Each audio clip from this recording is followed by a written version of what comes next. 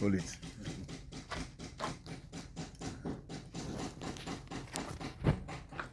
So the issue now is that they've done the beams. So the best option is to put beams all around the entire building. Yeah.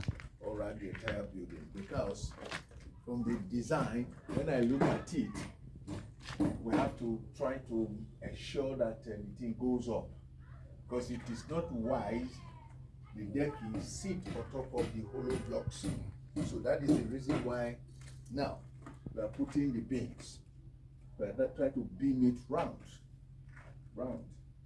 They've done the framing. They've done the crossing 2x3 framing. It's not going to be if we leave it on top of the wall. Yeah? Yes, sir. So what you will do, come this way. Can you see it now? This one is supposed to be one block, like as we said, but we make it double.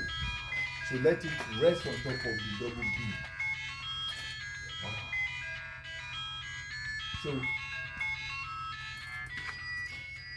So that is no, we earlier agreed that the studio is going to be double beam. Double beam. See. See.